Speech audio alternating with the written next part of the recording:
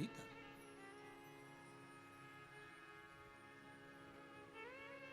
पार्वती मैया अभिमान से विहीन है, शिवलिंग का निर्माण कर रही हैं। चंद्रदेव ने शिवलिंग का निर्माण करा।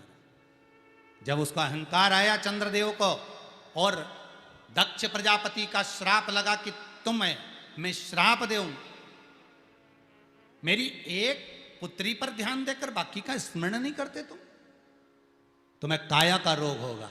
वो काया का अहंकार था तो काया का रोग हो गया। धीरे धीरे धीरे धीरे शरीर सब गलने लगा। तब नेत्रों से नीर बहा तो गए और जाकर निवेदन करा, विनती करी भगवान देवऋषि नारद से। क्योंकि किससे कह सकते हो? किसी ऋषि वर से, किसी गुरु वर से अपने दिल की बात, अपने मन की बात, अपनी चित्तवृत्ति की बात, अपने भीतर की बात किसी से कहो मत कहो, पर गुरु से जरूर कहो। फिर वही वाली बात आ गई, एक गुरु के सामने झूठ मत बोलो, दूसरा गुरु से कुछ छुपाओ मती, और तीसरा अपने हृदय की बात गलत करा सही करा जैसा करा, पर गुरु से कहो। माता वही पिता वही गुरु। गुरुवर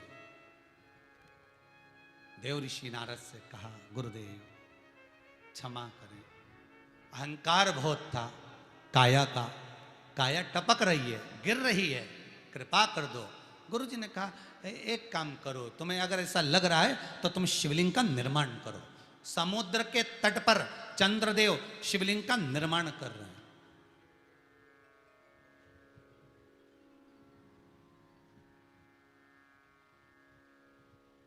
शिवलिंग का निर्माण करा और सोमनाथ जी का निर्माण करा। तब शंकर भगवान का दर्शन हुआ। शिव जी का नाम सोमेश्वर महादेव पड़ा, सोमेश्वर महादेव। तो यहाँ देवऋषि नारद ने पहला चंद्रमा को बताया था शिवलिंग का निर्माण का, दूसरी बार यहाँ पार्वती जी को बता दिया कि एक काम करो कि तुम मट्टी का पार्थिव शिवलिंग का निर्माण करो, और पार्थिव शिवलिंग का निर्माण कर कर तुम शंकर की आराधना में डूब जाओ, शिव की भक्ति में डूब जाओ। तो पार्वती जी ने पूछा कि मैं शंकर का शिवलिंग कहाँ निर्मित करूं, किस जगह पर बनाऊं? बहुत सुंदर प्रसंग, इसको भी समझ लेना। शंकर के शिवलिंग को बनाने के लिए मिट्टी कहाँ की होना चाहिए, किस जगह पर बनाना चाहिए, मिट्टी में कैसा जल मिलाना चाहिए। जब शिवलिंग का निर्माण करें, शंकर के शिवलिंग को जब बनाए तो सबसे पहले कैसे बनाए, उस तक का विधान शिव महापुराण में और लिंग पुराण में कहा गया। महाराज कहा, क्यारे की मिट्टी हो, क्यारा मतलब समझिएगा जिस मिट्टी पर कोई गंदगी ना करी गई हो, ऐसी जगह का कोई भाग मिट्टी का लाया जाए जहां कोई गंदगी ना करे। शिव महापुराण की कथा कहती है। देखो, पिछले वर्ष के लॉकडाउन से लेकर अभी तक की जो कथाएं आप लोग सुने हैं, उसमें शिवलिंग मट्टी का किस तरह से बनाया जाए और कैसी मट्टी हो, और उसमें पानी कैसा मिलाया जाए, कैसा शिवलिंग तैयार करा जाए, उसका विधान वर्णन नहीं कर पाए, परंतु आज कथा निकली है तो उसको सुन लो। क्यारे की मिट्टी, क्यारे की मिट्टी मतलब जिस मिट्टी पर कोई गंदगी ना करी गई हो, ऐसी जगह की मिट्टी को लेकर जाए। और मिट्टी को लाने के बाद थोड़ा पानी का सींचन कर दें, अर्थात घर में लाएं तो उससे पहले मिट्टी को पवित्र करें। अपने घर में गंगा जल रखा हो, यमुना जल रखा हो, सरयू जी का जल रखा हो, उससे मिट्टी का सींचन कर दें। मान लो अगर ये जल नहीं भी है तो जल के अंदर थोड़ा सा इत्र डालकर मिट्टी का सींचन करें। अगर इत्र भी नहीं है तो जल के अंदर थोड़ा सा दूध डालकर मिट्टी का सींचन करें। दूध भी नहीं है तो एक बेलपत्री जल के अंदर डालकर उस पानी का सींचन करें। बेलपत्र भी नहीं है, पीपल का पत्ता डालकर उसका सींचन कर दें। पर मिट्टी पर घर में लाते से ही, ये नहीं कि मिट्टी आज लाए और तुमको शिवलिंग कल बनाना है, तो मिट्टी अगर एक दिन पहले लाए हो, 2 दिन पहले लाए हो, 4 दिन पहले लाए हो, तो उसी दिन जल का सींचन होना चाहिए। ये नहीं कि जिस दिन बनाएंगे उस दिन सींचन होगा। मिट्टी पर पानी का छींटा, सींचन भले ज़्यादा मत डालो, पर छींटा तो उस दिन लगा देना चाहिए जिस दिन घर में मिट्टी लेकर आए हो, जिस दिन लेकर। फिर भले तुम शिवलिंग 15 दिन बाद बनाओ, 8 दिन बाद बनाओ, 10 दिन बाद बनाओ, 3 दिन बाद बनाओ, और उस समय पर मिट्टी का सींचन उस समय हो जाना चाहिए।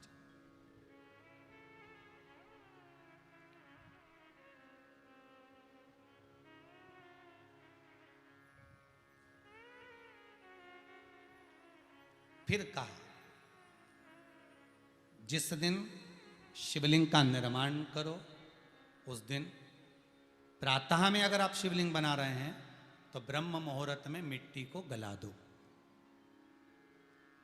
किस पानी से गलाना है उसका भी प्रमाण, उसका भी शास्त्र वर्णन करा। किस जल से गलाया जाए, शिव महापुराण की कथा कहती है अगर आपको आज शिवलिंग का निर्माण करना है, शाम को आप शिवलिंग का निर्माण कर रहे हो, तो अपने पानी का जो मटका होता है, हंडा होता है, रसोई घर में जहां पानी भर कर रखते हो उसके नजदीक में एक कलश जिसमें अलग से ताजा जल भरा जाए और उस पर प्लेट ढकी हो और उस पर एक चावल का दाना रखा हो, उस जल को लेकर आओ। थोड़ी देर रखा रहे, आधा घंटा, 2 घंटा, 3 घंटा, 15 मिनट, 20 मिनट, पर वो पानी वहां रखा होना चाहिए। रसोई घर में अन्नपूर्णा का निवास होता है, परिंडे के पास पितरों का निवास होता है। अन्नपूर्णा, पित्र सब रसोई घर के भीतर विराजमान होते हैं। शास्त्र कहता है 33 कोटि देवता एक समय के लिए, एक क्षण के लिए हमारे रसोई घर में प्रवेश करते हैं। इसलिए रसोई घर को तुम पूरे घर को स्वच्छ रखो ना रखो, पूरे घर को तुम साफ रखो ना रखो, पर रसोई घर एकदम क्लीन होना चाहिए, साफ होना चाहिए, स्वच्छ होना चाहिए। आज के ज़माने में तो खैर गया, पर पहले जब मिट्टी के चूल्हे होते थे, जब चूल्हा बंद होता था तो उसको गीला कर कर, गोबर को या पानी में उसको गीला कर कर, एक कपड़े को गीला कर कर पूरे चौके को, रसोई घर को पोंछा जाता था। मिट्टी का होता था वो, तो भी उसको पोता लगाते थे, पोंछते थे।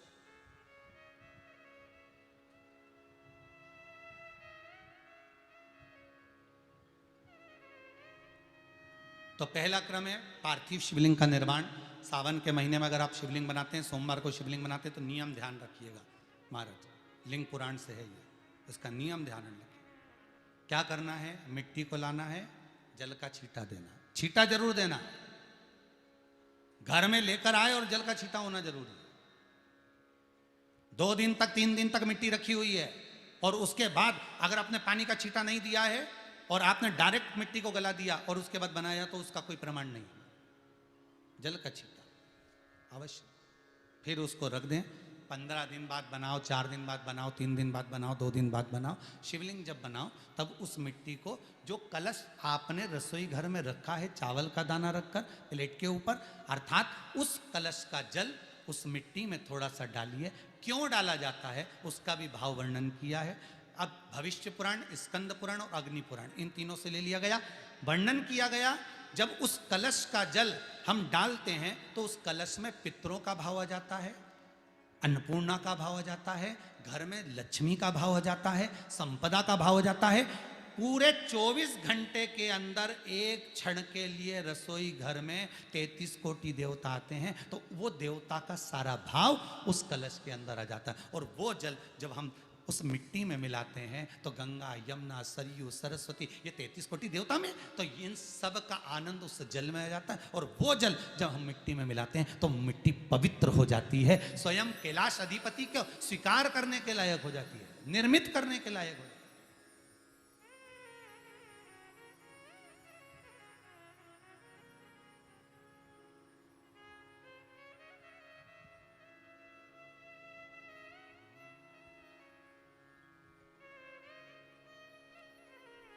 शिवलिंग का निर्माण।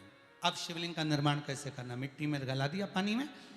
सबसे पहले शिवलिंग बनाने से पहले पात्र को, पात्र जो होता है उसके नीचे एक बेलपत्र रखी जाती है। क्या रखना है, एक बेलपत्र। शंकर को झेलने के लिए कोई साधारण नहीं है पात्र जिस पे झेला जाए। स्वयं गंगा शिव की जटा में और आप शंकर के शिवलिंग का निर्माण कर रहे हो, कोई साधारण नहीं हो सकता। स्वयं आप विदेश्वर संहिता के अंतर्गत पढ़े कि ब्रह्मा और विष्णु, ब्रह्मा ऊपर जा रहे हैं, भगवान विष्णु नीचे जा रहे हैं, तो पता नहीं कर पा रहे कि यहां चरण कहां पर और शीश कहां पर है, उसको जान ही नहीं पा रहे।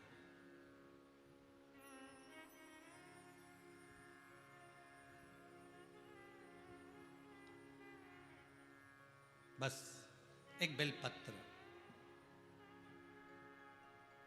साधारण भाव में बेलपत्र भी सीधा भाग, और इस बेलपत्र की जो डंडी है वो उत्तर दिशा में रखना है थाली के अंतर्गत जब आप शिवलिंग का निर्माण करें, उत्तर। इसके ऊपर जो गलाई हुई मिट्टी है वो डाल दीजिए, और डालने के बाद सबसे पहले शिवलिंग का स्वरूप बनाना है। सबसे पहले नीचे की जलाधारी नहीं बनाना, क्या बनाना है? शिवलिंग का स्वरूप बनाना। बनाने के बाद उसी शिवलिंग के पास में और मिट्टी डाल लीजिए, फिर जलाधारी का निर्माण करिए, फिर जलाधारी।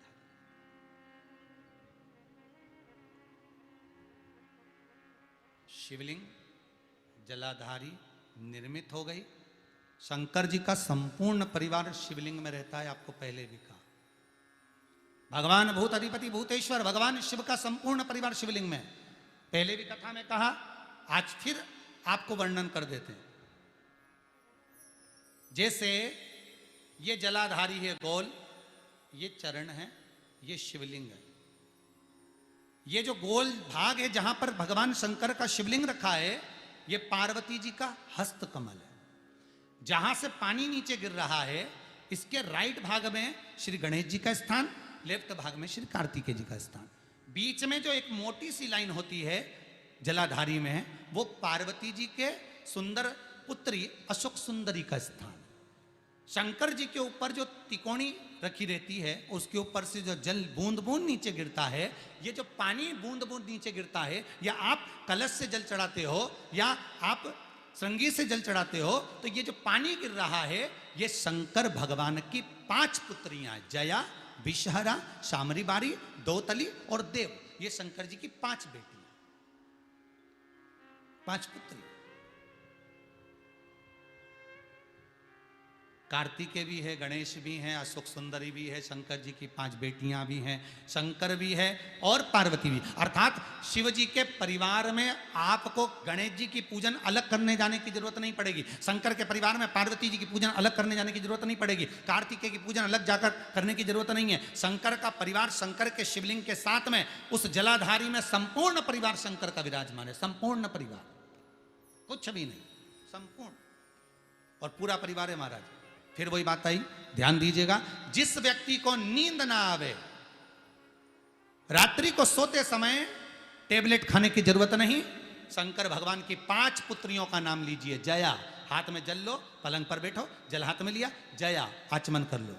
विषहरा आचमन कर लो, शामली बारी आचमन कर लो, दौतली आचमन कर लो, और देव आचमन कर लो। ये शंकर की जो 5 पुत्रियां हैं, ये ऐसी पुत्रियां हैं जो निंद्रा देवी को लेकर आती हैं और हमें विश्राम का आनंद सुख प्रदान करती, हमारे नयनों पर विराजमान रहती।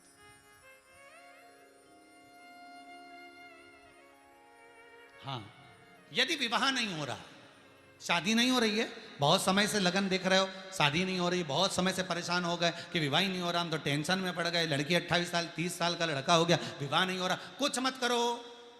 अष्टमी तिथि आए तो अशोक सुंदरी वाली जो जगह है, वहां पर हल्दी की 7 बिंदियां लगा दो, लड़का लड़की का हाथ उस बिंदी पर रखवा दो, उसका नाम गोत्र बोलो, उसी हल्दी में उसके हाथ पीले करवा दो, और पीपल के पेड़ पर उस हाथ के 5 छापे पड़वा दो, 3 महीने में विवाह पक्का हो जाता है महाराज।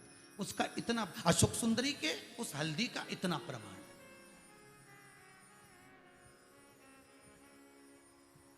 3 माह के अंतर्गत विवाह नक्की होगा।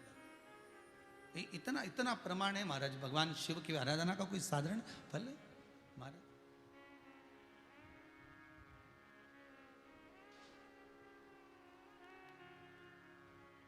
निर्मित करा शिवलिंग। एक बार सब जितने भी टीवी पर बैठे हैं, सम्मुख में कथा सुन रहे हैं, फेसबुक यूट्यूब पर सुन रहे हैं, एक बार साथ में समझें वापिस निर्माण को, शिवलिंग के निर्माण को। मिट्टी लाए, स्वच्छ जगह की, जल का छींटा दिया, रखा। जब शिवलिंग बनाया तो 1 कलश पानी पहले से 2 घंटा, आधा घंटा, 15 मिनट, 20 मिनट पहले उसको रख दिया, उसी पानी से उसको गीला करा। गीला करने के बाद उसका निर्माण, सबसे पहले बेलपत्री, बेलपत्री के ऊपर मिट्टी, मिट्टी के ऊपर रखकर शिवलिंग का निर्माण, फिर जलाधारी का निर्माण, जलाधारी का निर्माण और शिवलिंग का निर्माण पूर्ण होने के बाद में फिर बाबा का सुंदर भाव से आप श्रृंगार करें, अभिषेक करें, पूजन करें, और एक बात याद रखना, पार्थिव शिवलिंग का अगर निर्माण करा है तो आपको वो पार्थिव शिवलिंग को रात्रि होने से पहले विसर्जन होना जरूरी है। हाँ, अगर कोई भी शिवरात्रि का दिन है तो फिर आप पूरी रात रख सकते हो, हरतालिका तीज का दिन है पूरी रात रख सकते हो, बड़ी तीज है, छोटी तीज है, आप शिवलिंग बनाए हो तो आप पूरी रात रख सकते हो, विशेष कोई उत्सव है, श्रावण का महीना है, पूरी रात रख सकते हो। पर बाकी के समय अगर आप शिवलिंग का निर्माण करें तो उसको सूर्यास्त होने के पहले आप उसको नदी में, जल में, जलाशय में विसर्जन करें। बहुत ध्यान दीजिएगा, विसर्जन करते समय जब आप विसर्जन करें पानी में अपने पात्र को, शिवलिंग को जब छोड़ें, उस समय पर ध्यान दीजिएगा कि शिवलिंग की जो जल की धार है, जिसका उत्तर की ओर जो जल की धार होती है, विसर्जन करते समय वो जल की धार अर्थात वो उत्तर का भाग हमारी ओर होना चाहिए और थाली इस तरह से पकड़ें कि वो भाग हमको जब डालें तो वो भाग हमको दिखे, थोड़ा सा नजर आए पानी में डालते समय, और जब वो थोड़ा भाग दिखता रहे, और जिस लिए आपने शिवलिंग बनाया, जिस कामना से आपने शिवलिंग बनाया है, वो कामना उस भाग को पानी में देखते देखते बोल दीजिए, वो कामना पूर्ण हो जाती है। इसको कहते हैं पार्थिव शिवलिंग का निर्माण करना और उसकी आराधना करना, उसकी आराधना। कई लोग करते हैं, बना भी लेते हैं, पूजन भी करते हैं, और कई बार कहते हैं हमारा काम नहीं, तो उसमें भगवान का दोष नहीं है, दोष अपना देखो। आप आए नहीं, सुबह हो गई, मेरी पूजा की थाली धरी की धरी रहे, क्यों नहीं आए, किस लिए नहीं, वो हमें देखना।